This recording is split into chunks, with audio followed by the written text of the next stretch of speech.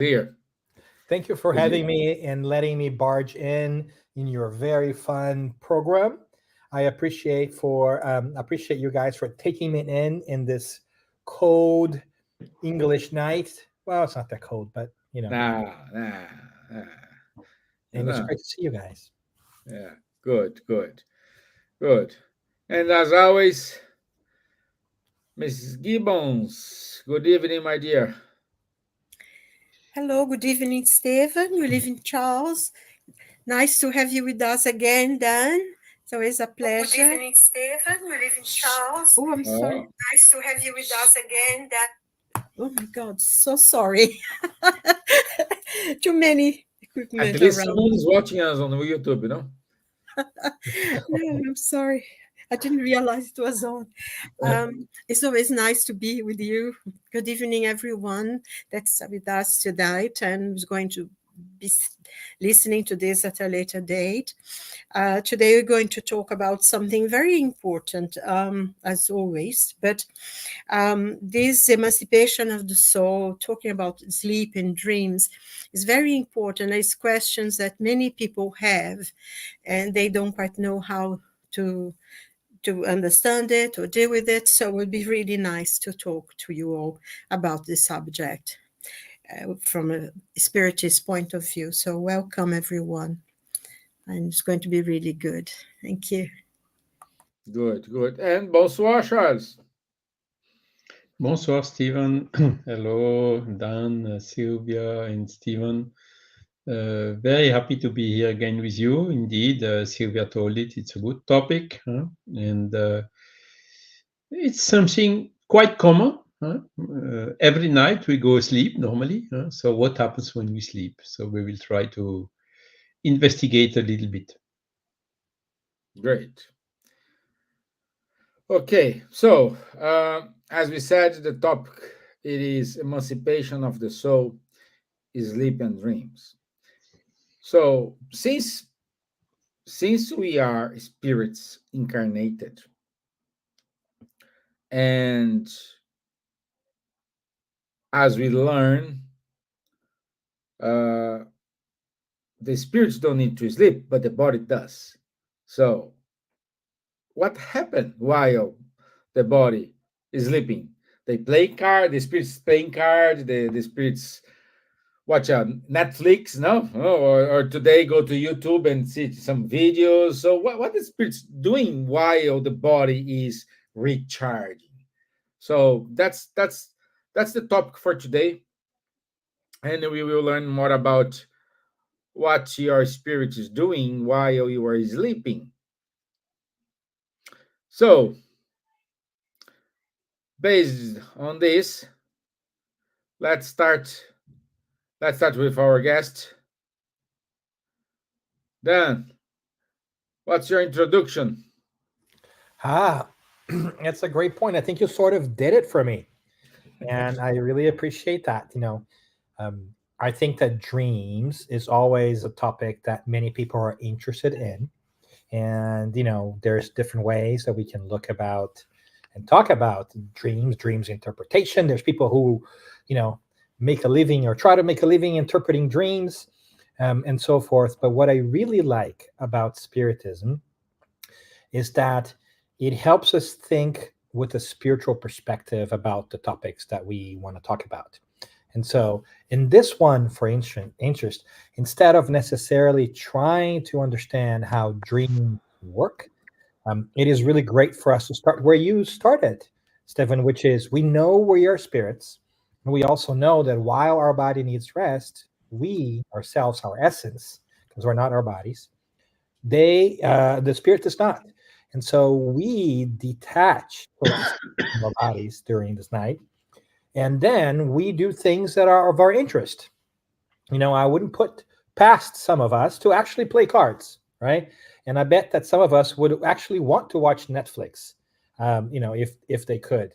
But with that in mind, we know that as night or whatever, whenever you're sleeping, we have the ability to detach, and making sense Mhm. of those experiences is the tricky part. I don't know about you guys, but I feel like I've had dreams that were very vivid, and I have dreams that are garbled up and they are all disjointed and make no sense at all. And so I am really led to believe that some of them are so powerful for a variety of reasons that we can go into, that we benefit from remembering what we did. I do remember being in some places in the spiritual world, talking to some people that were really vivid, as if I could remember it like as if I were talking to you right now. But that happens very seldom for me. But at the same time, I also remember crazy dreams where I was in one place and then I went and I was in a boat and then I was in an airplane, I was somewhere else, right? And it doesn't mean that I did those things in the spiritual world. It just means that my body processing things, my brain processing things, jumble memories and things up. So it's a really interesting topic, but one that is very hard for us to cover if we are thinking about dream interpretation, which is what most people are interested in, right? And so I think maybe that's a great place to start. Like, I personally am not always interested in dream interpretations, but I do know that dreams can be a great opportunity for us to connect with those that we have lost or think we have lost, and to really reflect on different things. So it seems really sci-fi and different, but it's something that the more that we think about, the more we can, ascertain our spiritual reality and know, no matter what, that there's something else going on. Because when we sleep, our spirit goes somewhere else, and we know that our body reacts differently, right? Our breathing changes, our whole physical rhythm of things, decreases. So there's definitely something going on there. And I love that Spiritism tells us why that's happening. It makes sense that while the body is taking a little bit of a break, while the spirit's taking a little bit of a break from the body would operate differently too, right? So I find that very reassuring in many different ways. But I think it's a fascinating topic, and I should not be the one speaking by myself here. So I want to toss the ball back to folks to see what their perspective is on this. Okay, let's keep going here. Charles, how does sleep facilitate the emancipation of the soul, according to Spiritism? It's exactly what Dan just told. When the body needs to rest, the soul does not need to rest. So when we sleep, in fact, our body is resting in our bed generally, but our soul is getting momentaneously free from the body, remain linked to it, of course, and can go around in the spiritual world according to the affinities. That's why we can have good sleeps or we can have more difficult sleeps. And so it's exactly explained by that. It's emancipation of the soul while the body is sleeping. When we are in the wake state, our spirit is absorbed by our wake states and has, how to say, a filter of the matter of our consciousness in this life.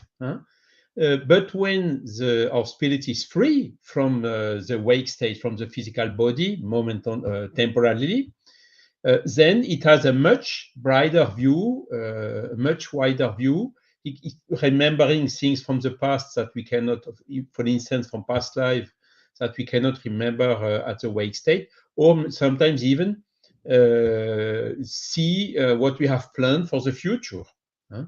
So when we wake up, then the body comes back into the filter again, and this is why generally when we wake up, I had a dream.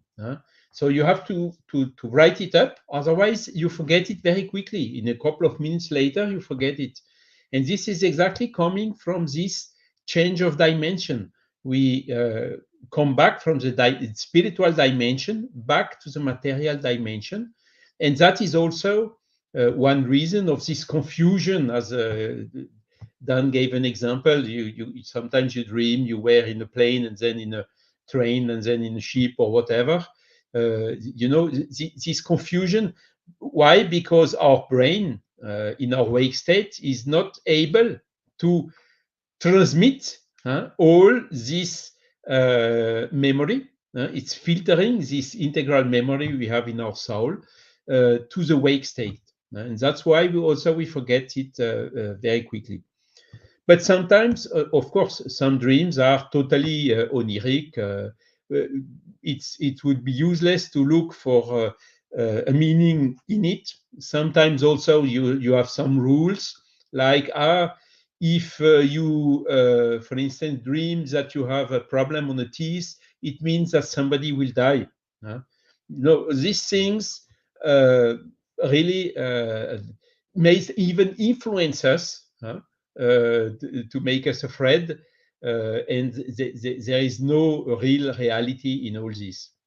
Now, I will give you just an example of such a dream. It was when I was younger. I was not Spiritist yet. I was educated in Catholic Church. I went to the teenager age, and the church could not give, the religion could not give me understandable answers to some legitimate queries. So I got indifferent from all these religious matters. And it's exactly in that age that I was, how to say, I don't know the equivalence. It was just before what we call here the baccalaureate. So it means the secondary school just before you go to the university. So 2 or 3 years before I passed or I tried the baccalaureate, which is a diploma at the end of the secondary gymnasium schools courses. And I had a recurrent dream. So I dreamt 7, 8, 9 times, 10 times about the same thing, and that was quite stranging. And it was something which was absolutely improbable. My dream was, you will get the best note, the best result from this exam. And only in my class, there were 5 or 6 people who had better results than me in average, So it was something totally improbable. And it was recurrent, I dreamt it something like 10 times. 3 years before, 2 years before, 1 year before. And at the end, I went there to the exam, and guess what? I had the best average of the whole academy of my region. So something crazy, totally improbable, but I dreamt it so strongly, there you keep the memory of these type of things, and it happened. So this is a so-called premonitory dream. And I think that was an event in my teenager life to prepare me for what would happen later on when I was a little bit older, with 25 years, and discovered Kardec and the Spiritist body of knowledge. So just to give you an example. And another thing about the dreams is, when you have a difficult decision to take, you are in doubt, you don't know what to do, and so on. In French, we say, la nuit porte conseil. How do you tell that in English? When you have a difficult... The night is a good advisor? Yes, something like that. So don't take the decision now, sleep a night, and then next day you think about and you take the decision. So this is also something fantastic, because when you have such a concern, and even when you prepare ourselves before we go asleep to say, oh, my mentor, please help me in this decision. When we sleep, our spirit goes by affinity to meet the mentor, and then comes the explanation and whatever. The next day you wake up, even if you don't remember that you met him, you keep the result of what you had discussed and exchanged in the spiritual world. So you go back to the source to take some advice, and then you come back and say, okay, my decision is this. Next day early in the morning. So it's another thing. We are, how to say, trapped in our physical body. It's a little bit like a prison. It's a strong wording, but it's a little bit like that. And sometimes we can free of it and go to the source, go to the mentor, see our beloved ones who went before us, and so on, so that we can charge again in energies and in motivation for our journey. Good. Good, good, good. Thank you, my friend. And Ms. Gibbons, uh, does the quality of a person's spiritual and moral development affect the experience of the soul during sleep? Well, affects the whole of the life, doesn't it? Because we are guided by the level of understanding and moral standing that we have. So of course we will dream with things that concerns us, and everyone has the things that attract them. That's where they're going to go during their dreams. um, we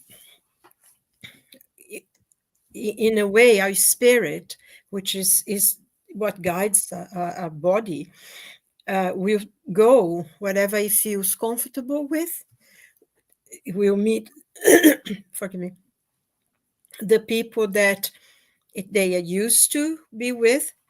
And so of course, if we, as it was said, when we sleep, our spirit frees itself from our bodies, although there is always that connection through the silver cord.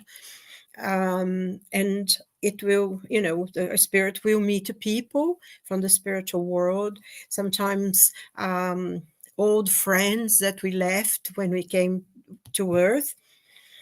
We meet them, we meet family members, or maybe we go to talk to people we know. It's very common that someone someone you like, a friend, say, oh, I had a dream with you yesterday or 2 days ago.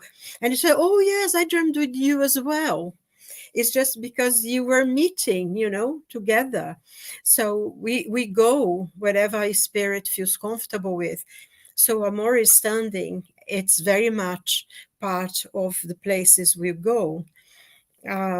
Also, when we talk in terms of spiritism, we know that sometimes a spirit, especially those who work in mediumship, is very common for them to, after maybe coming from going to a mediumship session, and afterwards when you go home, when you go to sleep, you still continue to work with the spirits that you were working with before.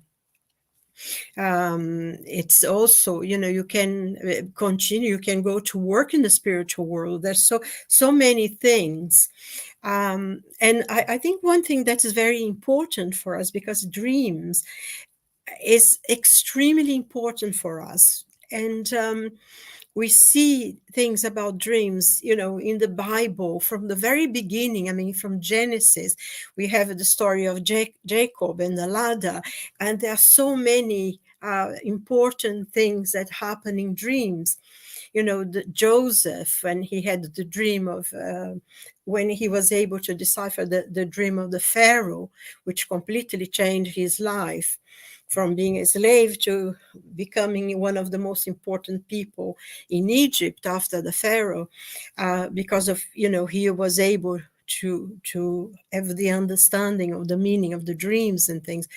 And there are so many other cases and within the spiritist literature as well, we have many examples of dreams, especially in the books of André Luiz in the spiritual world.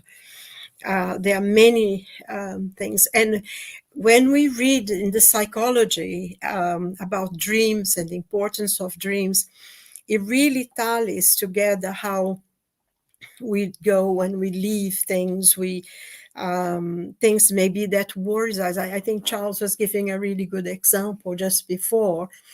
I remember as well a friend of mine who was going, she was doing an exam. She's a physicist, and there was a thing that she had been studying inside, and she just couldn't get it, and she was very concerned. I said, probably that's what you will be in the exam.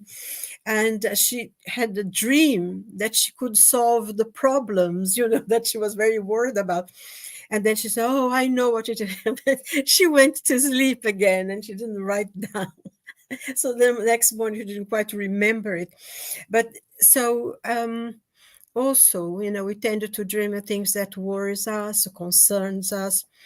And so it's very, very special. Dreams have to be, I mean, of course, there are a lot of people who want to know, what you dream. I had an uncle. He said, "What did you dream?" Because he liked to gamble, and so he would get all these kind of animals and whatever he would interpret, and fortune tellers, and it's like. But I think in a way, all this means that people put a lot of confidence in what they dream and what it means. So you have books and books and books, with the symbols of this and symbols of that. And of course, when you study psychology, Jungian psychology is very much based on dreams. And one of the things that Jung would recommend that you would leave a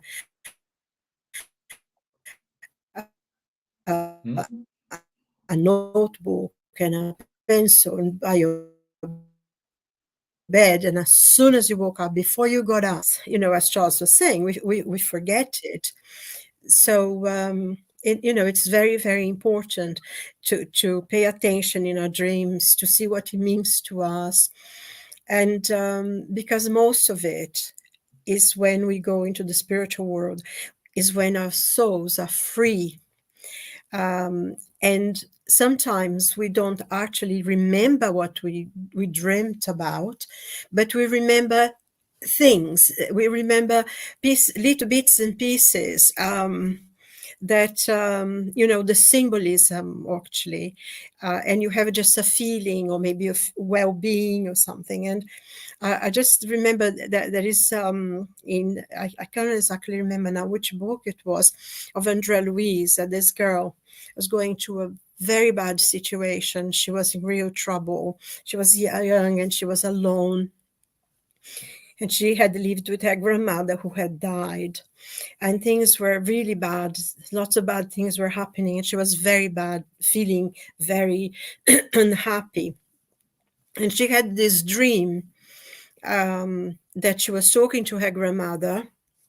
And in a dream, her grandmother said, "Oh, things are difficult. If you're not getting any help, do what you think is best. And don't worry about what people say, because if you pay attention to what people are saying, you feel this is like a snake. And if you say things, you pay attention to them, you're feeding it. It's like you're feeding the snake. But if you don't, you ignore it, it will break. The snake will break, become glass, and break 1,000 pieces." And she woke up in the morning and she was feeling much easier within herself. She was feeling much happier.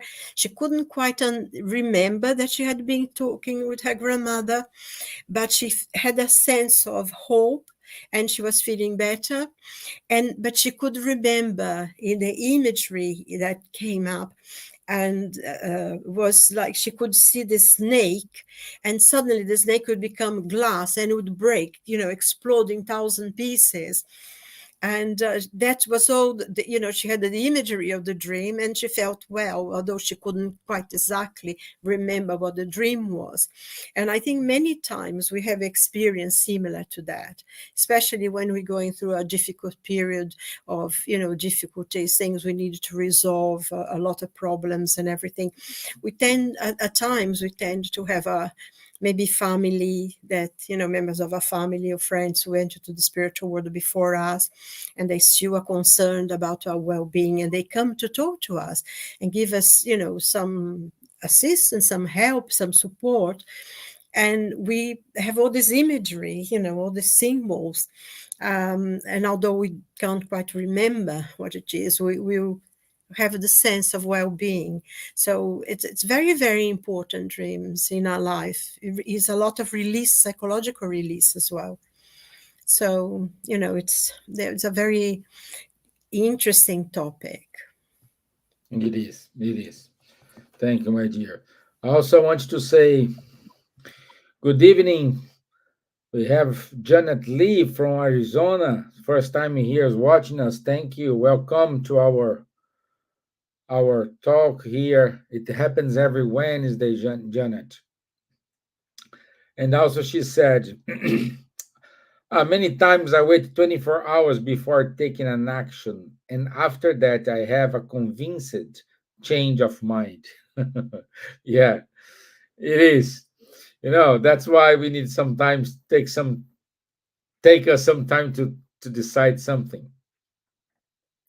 Also, Marcos Pimenta it is with us.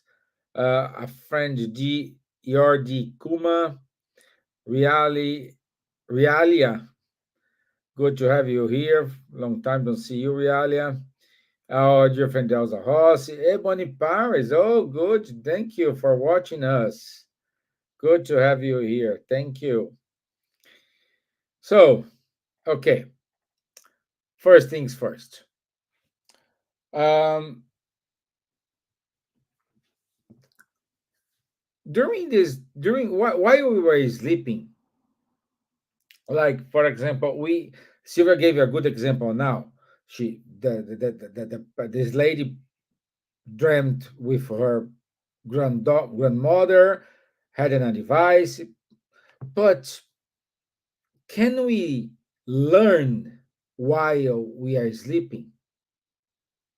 This help us to our evolve ev- evolving process somehow, Charles. Yes, of course. Of course, we can learn while sleeping.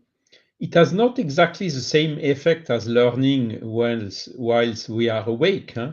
So we cannot learn everything by sleeping because, again, when we come back to the material dimension, all what we have learned will stay in us like intuition or like feelings, or like faculties we have for given matters or for arts or whatever, but the learning we have during childhood and teenager when we are young is necessary in order to have the full consciousness of our learnings.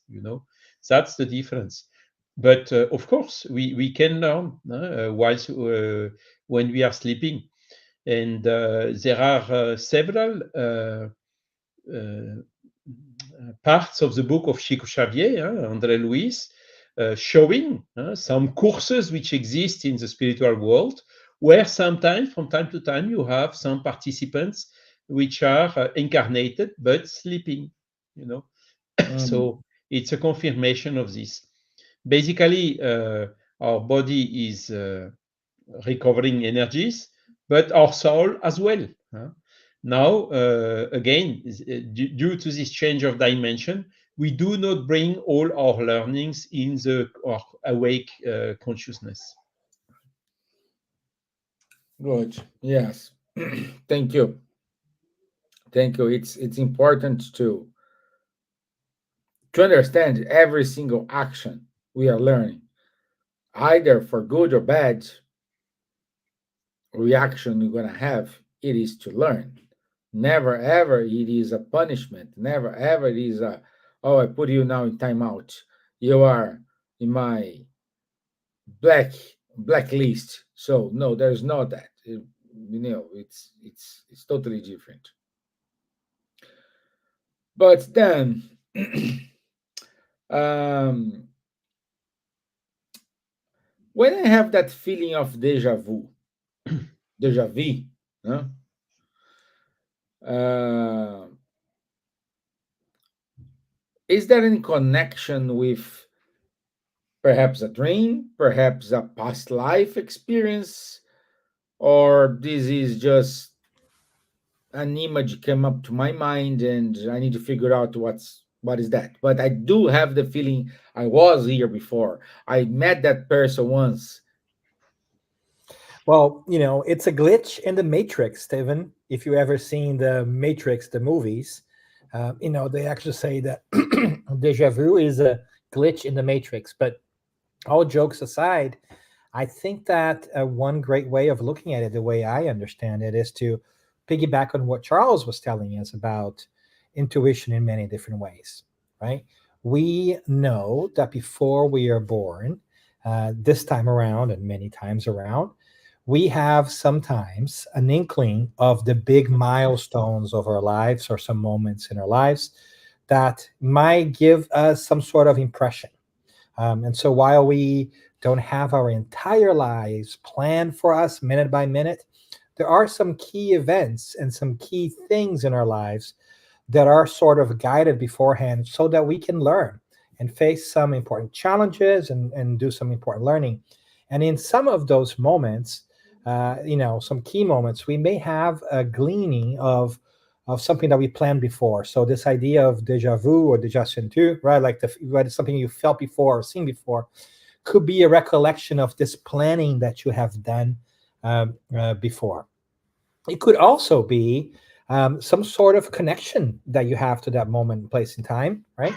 That lets you do that. But I think by far, I tend to think about the déjà vu piece as a really sense of familiarity and connection, an intuition that you either had from that planning before, before you were born, or as a result of a spiritual conversation you may have had with that person in a dream, right, while sleeping, as things come. Because as Silvia was mentioning with a great passage from one of the books of Andrea Lewis, as Charles mentioned too, as we step out of our bodies, if we have something that is weighing on us or that we're really interested on, we are going to, as we are outside, still think about that and still talk to some people about that, still try to solve problems if we can.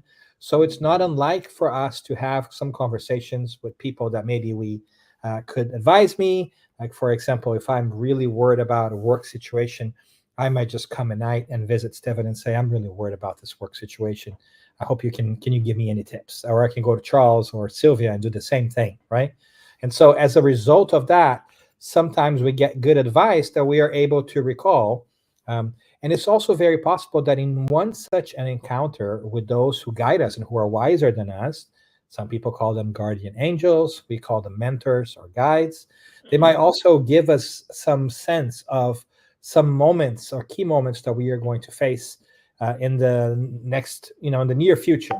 And that memory, that's also a recollection from the spiritual world, right, stays with us.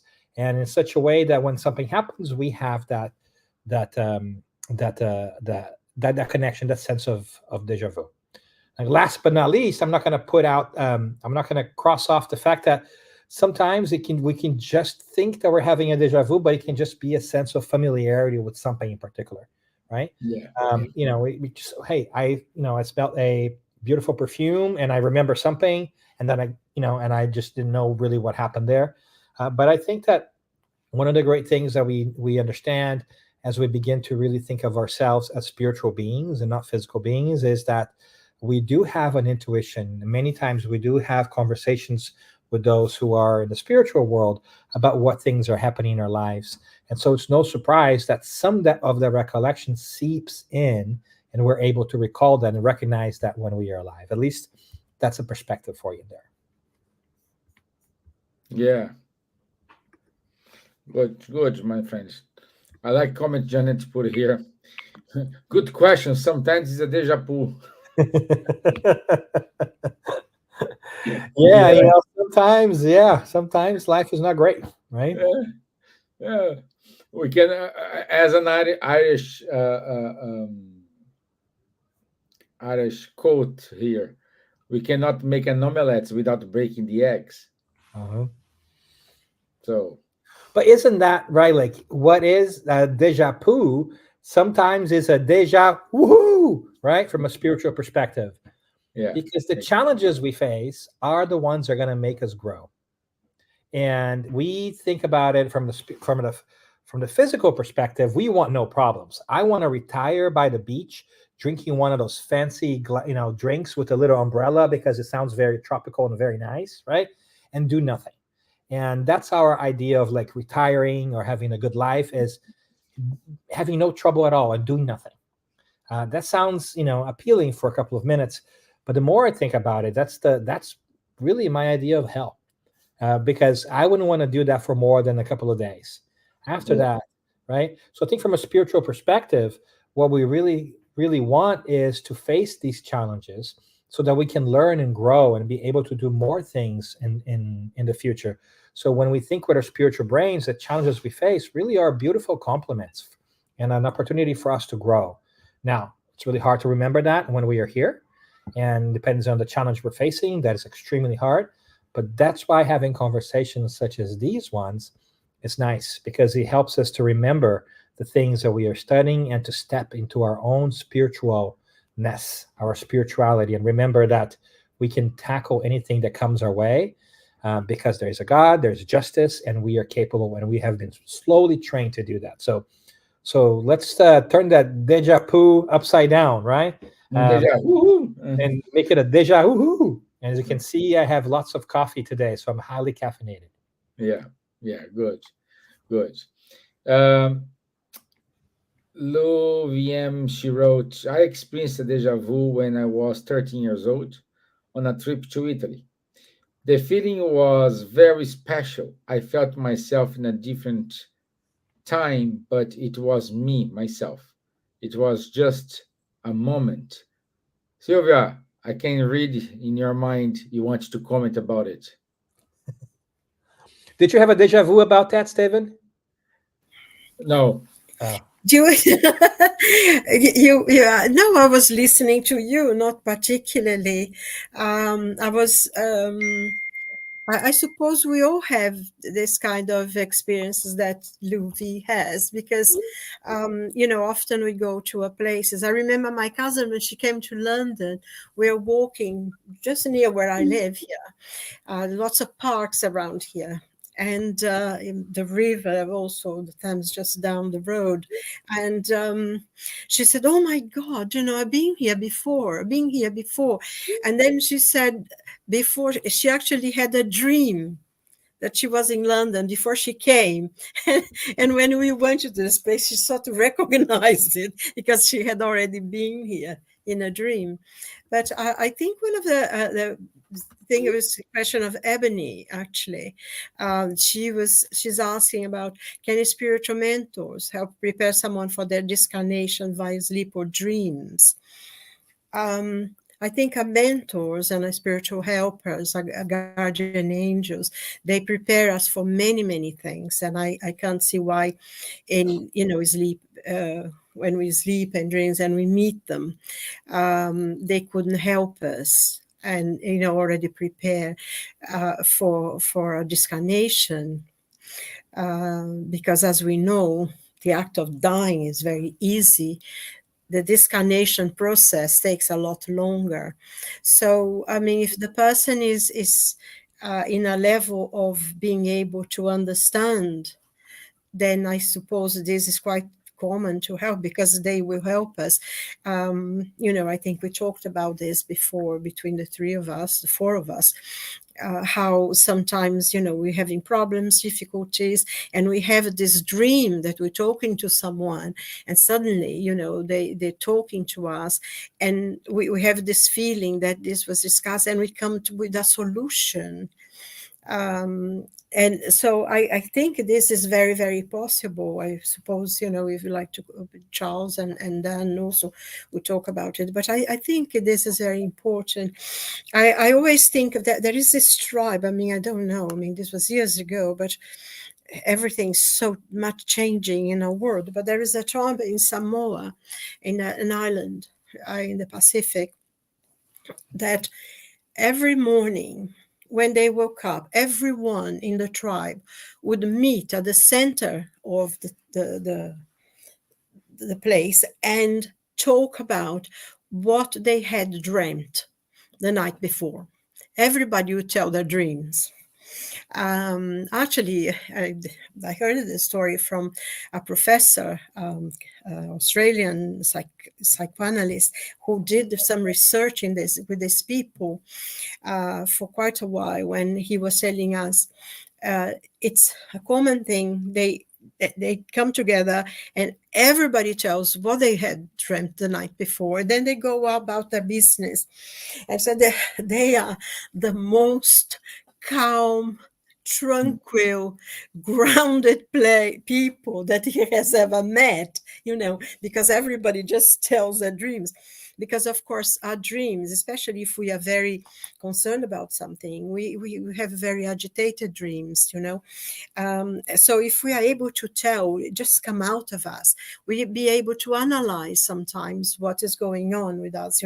Because I think the question you had asked me previously, Stevan, was that, if a good spirits, good friends you meet, but we Yeah. also meet the opposite. We also go to the not so nice place.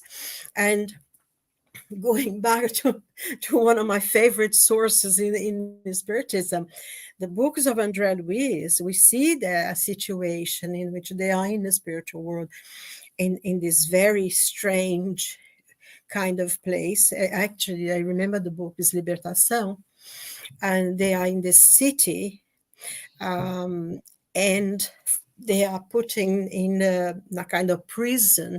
So they are there, the André and Hilario and his mentor, Gubbio, I think, and they listen to the conversation to the people next to them, who are in a sort of cell next to them. And there is a woman who comes to talk to another woman who is in the spiritual world, who is not a very nice person at all. And they talk, and this woman is telling this lady, who actually in her dreams, she goes to visit this woman in this very sad, very unhappy place. It's a kind of city, a kind of town, and she tells her things, what to do, and even about the husband and things. And this woman comes with all this advice, which is really bad for her own life, and also for the life of her family. So we do also go and talk to people that are not very nice.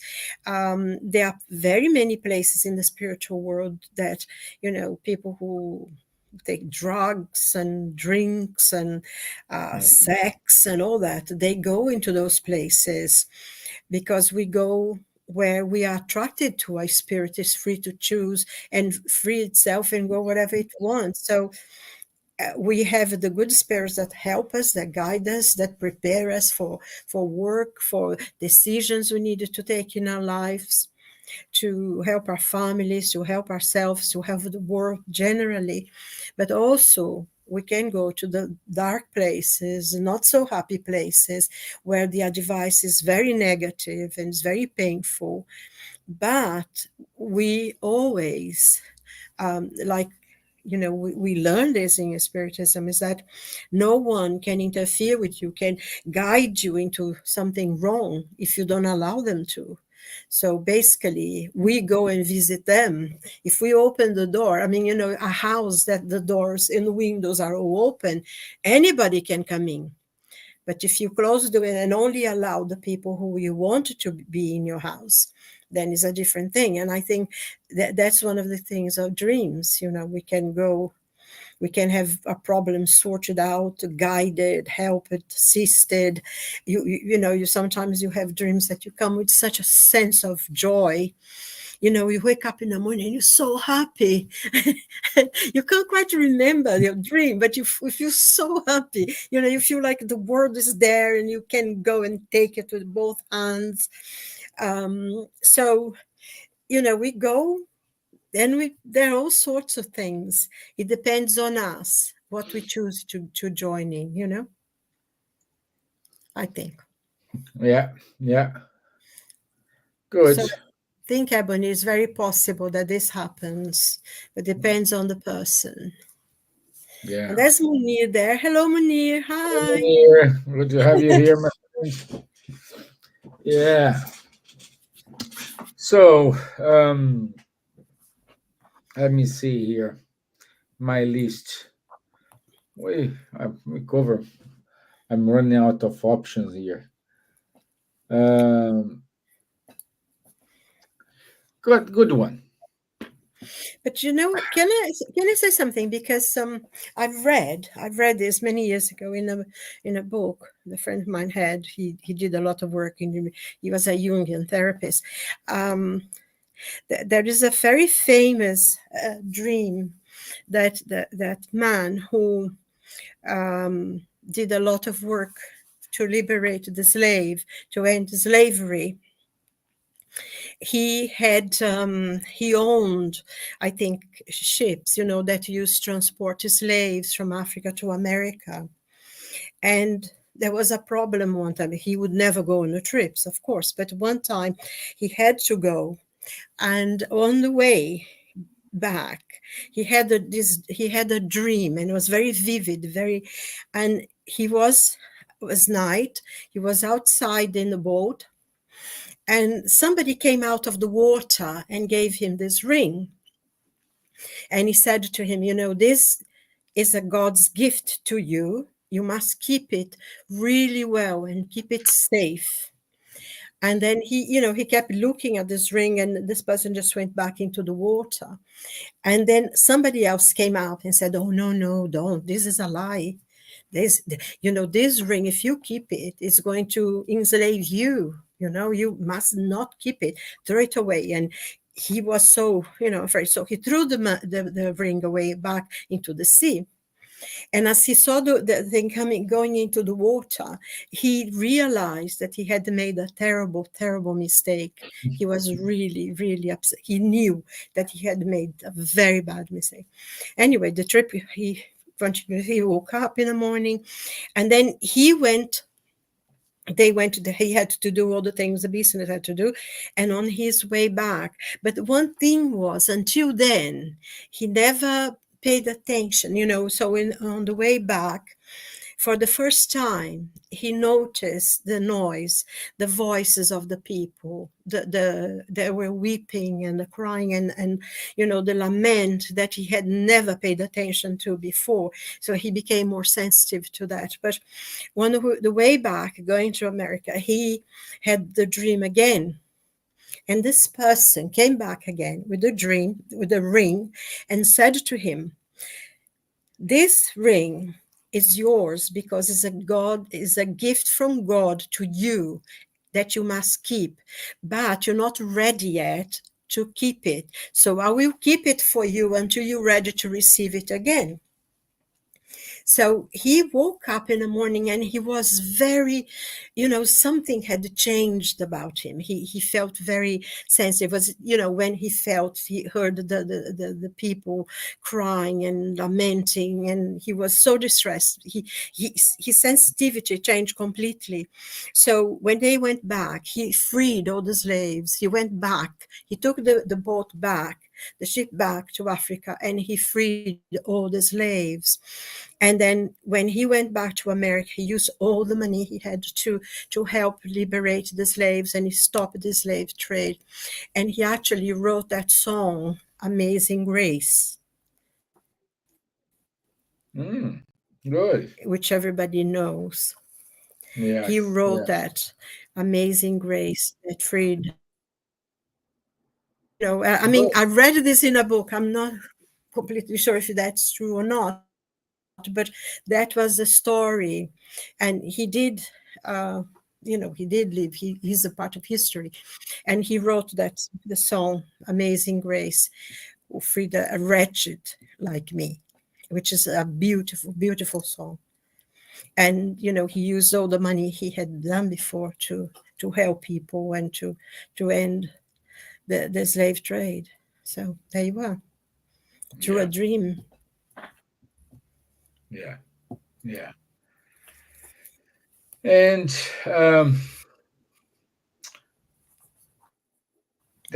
okay, we have a question for Janet. Thank you, Janet. I was running out of questions here. I have never asked for a connection with my angels or guides before sleeping. Is this something you may have a comment on? Who's going to take it? Dan. I was trying to be so quiet here, which is so rare for me.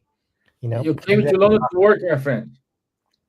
Hi, Janet. That is a great question. It's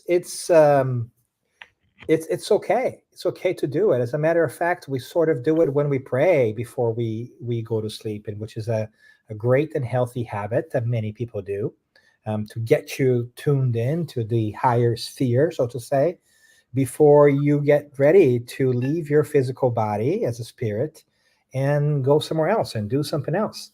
So you can absolutely do that. And maybe you already are doing that via prayer, because that connection with something divine, something greater, is already established when we have the chance to pray, which really is to elevate our thoughts, to connect with something bigger and better than we are. Right. But many times we have this desire to connect with our mentors or guides because we are having a difficult time, or just because we want to feel seen, known, valued, loved.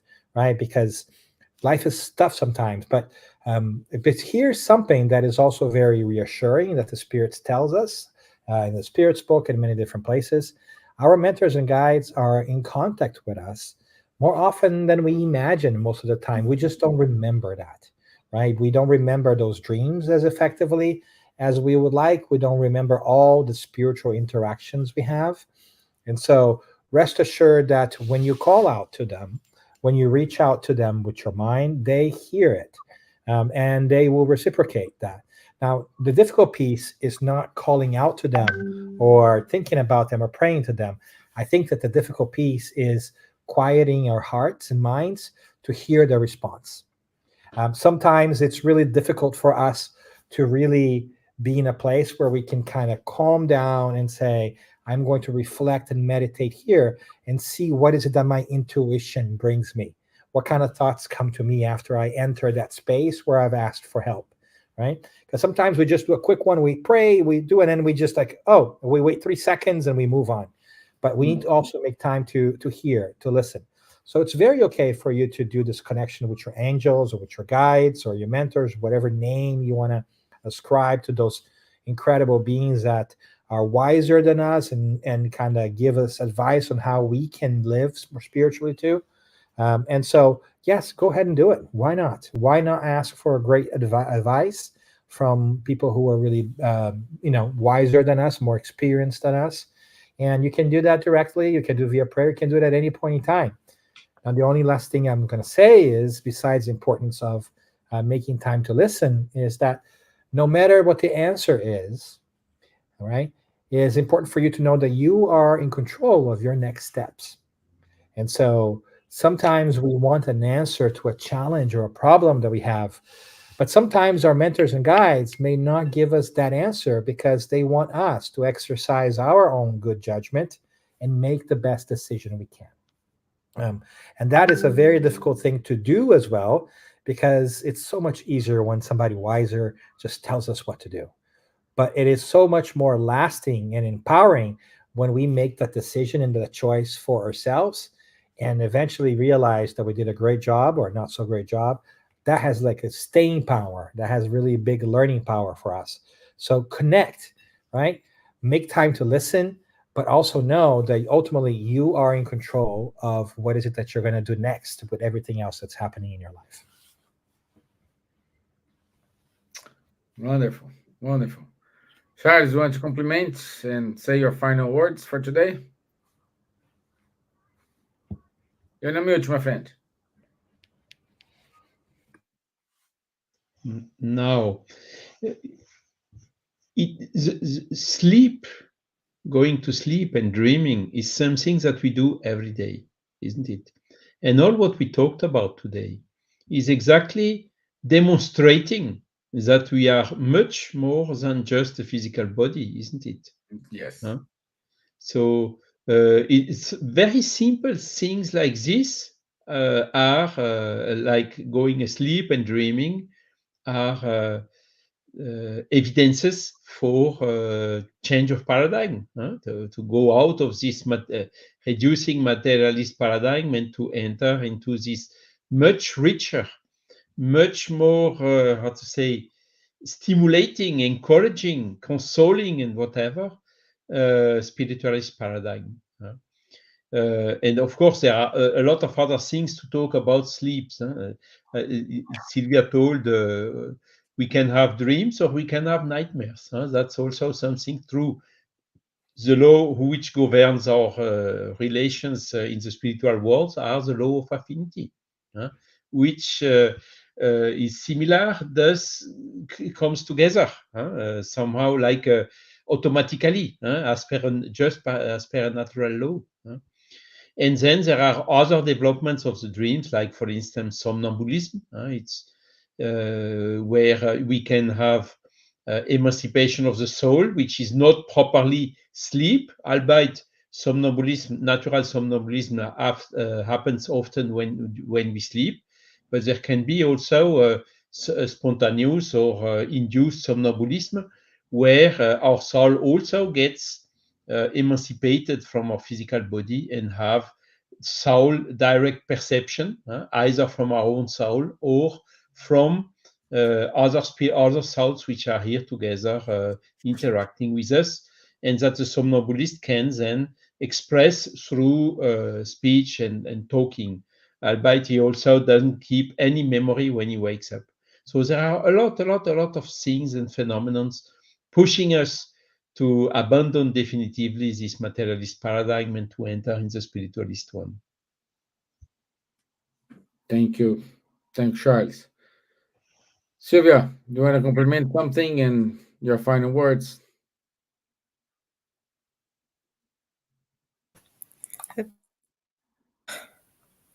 Well, no, it's just that, I think if I were to say something, just be aware of what you dreams, and if you put a little notebook, a pencil or something by your bed, just take note of it, and take note of it during the day, see what the dream's trying to teach you.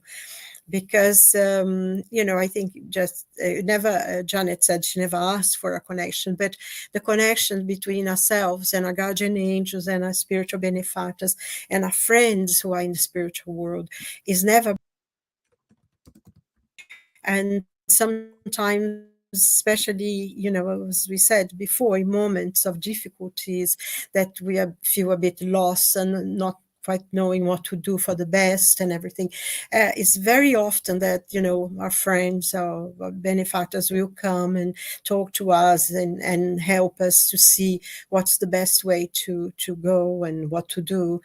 They come to give us support, and just be with us and say, you are not alone, we are here with you and everything, which makes a big difference in our lives. And ask ourselves, what is this dream or this situation is trying to teach me? Because then it's a different thing. We ask something that we want a positive, rather than think, oh, why does always happen to me this thing? If we turn the question around, say, what is this difficulty, this problem is trying to teach me? We have a different perspective, and I think this is very important for our lives, and open ourselves to listen to the advice that is given to us by our friends and by the good spirits. So that's it. That's it. Good. Okay. So it's about our time. First of all, I would like to thank Dan for come to London to work, and you are working. So thank Put you. him to work as well. Job done. Job done. Yeah. It's a pleasure. I love being with you guys. I love the city. We could have talked about deja vu in London and my previous experiences, maybe some other time. But it's just really a pleasure for you guys to be with you guys. It's always great to see you. Always great to hear you, because I know that some people may turn this on and not see, but just listen as they go on their daily commute. Thanks for having me. And again, just a pleasure. That's why I asked you the deja vu question, my friend. Yes, I should have gone into it, but yes, Yeah. I have walked streets in the city that I knew where they're going, even though I had never been to the city before, right? Yeah. So that happens. It's not different than the question that we had about Italy from Lou, I think, right? Yes. Sometimes Look. it's Yeah. just Yeah. memories that kind of permeate the spiritual membrane, so to speak, and come back to us from previous existences, and we feel the things that we felt before. Sometimes we don't know how to make sense of that. But anyways, it is a pleasure to be here, and to talk about all these things and help me exercise my spiritual muscle so I can remember that I'm a spirit first. Good. Thank you. Thank you. It's a pleasure to have you here. And anytime you decide to take the bus and pop off here in London, we are here. You know, and sometimes if this bus make kind they make a deviation, A a detour, a slight trip detour to up Ireland. the Emerald Islands.